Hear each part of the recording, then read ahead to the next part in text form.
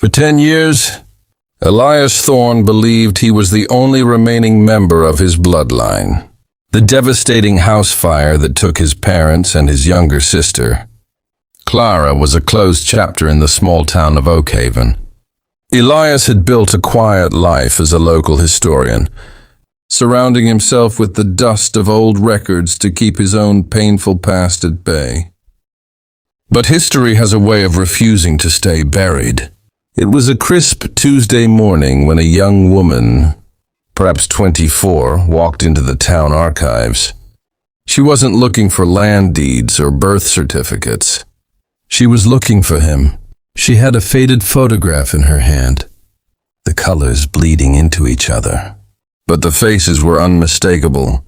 It was his parents, and they were holding a baby girl with a distinctive crescent-shaped birthmark on her wrist. Elias felt the blood drain from his face as the woman pulled back her sleeve, revealing that exact same mark.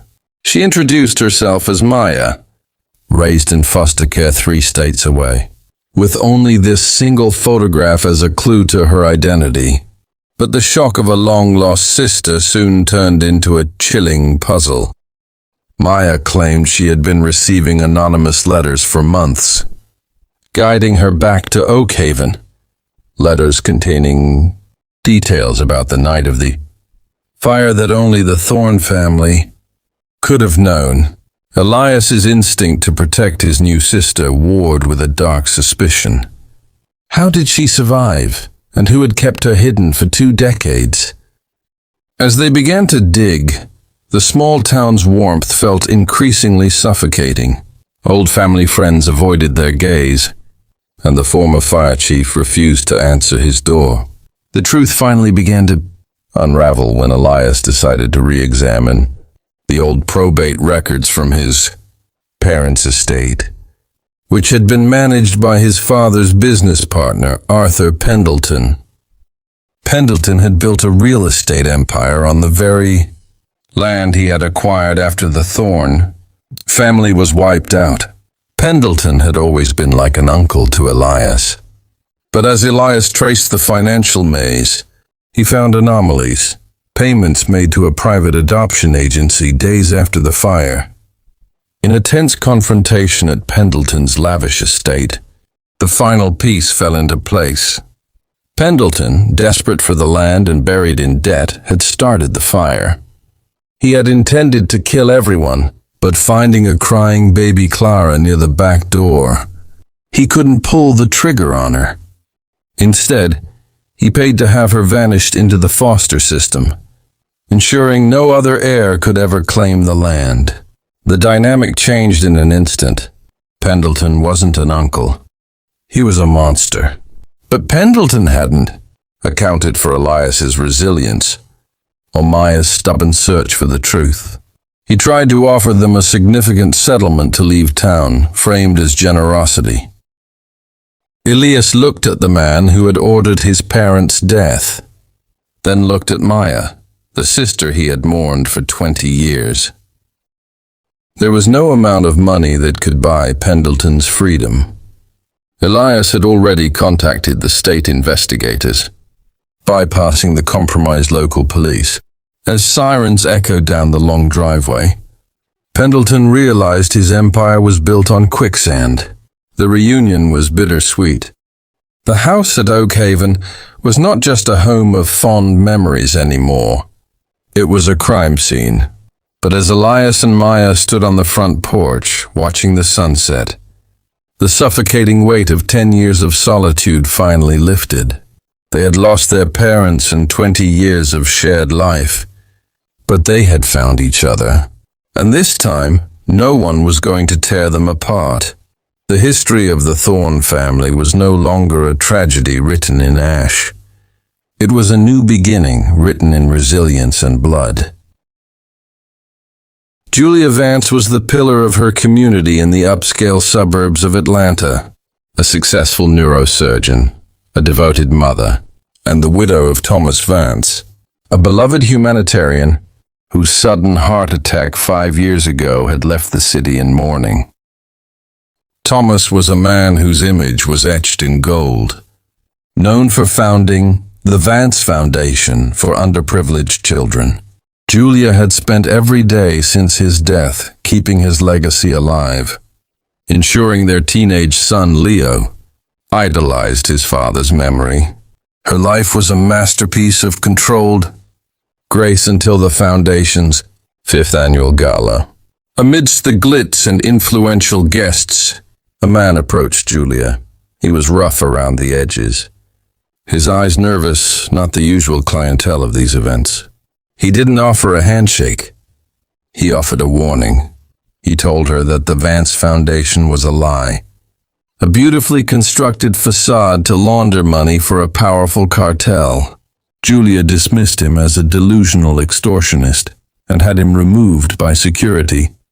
But the seed of doubt was planted. That night she couldn't sleep. She looked at the prestigious awards on Thomas's study wall, then at the financial records he always handled personally. For the first time, she saw patterns she had overlooked: large donations from shell companies, offshore accounts with complex routing numbers, and vendors that seemed to exist only on paper. As Julia began a discreet audit, she discovered Thomas wasn't a humanitarian. He was a sophisticated financial criminal.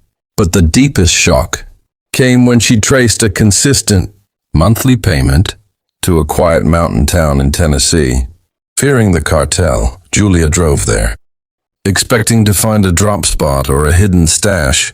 Instead, she found a modest house and a man who looked exactly like Thomas, though older, more ragged. It was Marcus, Thomas's identical twin brother, a man Julia never knew existed. Thomas had used Marcus's identity for his criminal dealings. And 5 years ago, when the cartel was closing in, Thomas didn't die of a heart attack. He had arranged a faked death, using a compromised coroner, and had forced his innocent brother into hiding to take the fall if things went wrong. The real Thomas was likely living in luxury in a non-extradition country, while Julia was running a criminal facade and Marcus was living a life of terror. The world Julia had built, a world founded on Thomas's honor, dissolved. She wasn't keeping a legacy alive.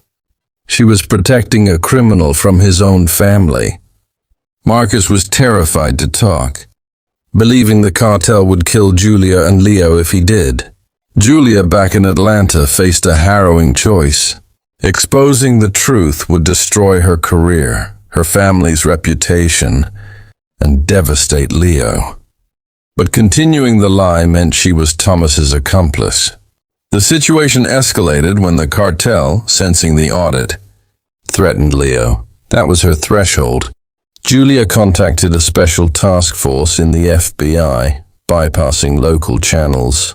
In a high-stakes sting operation, she used herself as bait, arranging a meeting to transfer the Foundation's control. The cartel agents were arrested, and the FBI launched an international manhunt for Thomas. The aftermath was devastating. The Vance Foundation was dismantled, and Thomas's face was plastered on every news outlet. Not as a hero, but as a fugitive. Julia lost her social standing, but she gained something invaluable: her integrity. Years later, Julia Vance was still a doctor, working in a smaller clinic, focused on healing rather than prestige. Leo, initially broken by the truth, had rebuilt himself, finding strength in reality rather than a facade. In the end, the Vance dynamic wasn't defined by the spectacular lie of one man, but by the resilient truth of the family that survived him. They didn't need his golden statue. They had the honor of living life on their own terms, honestly in the clear light of day.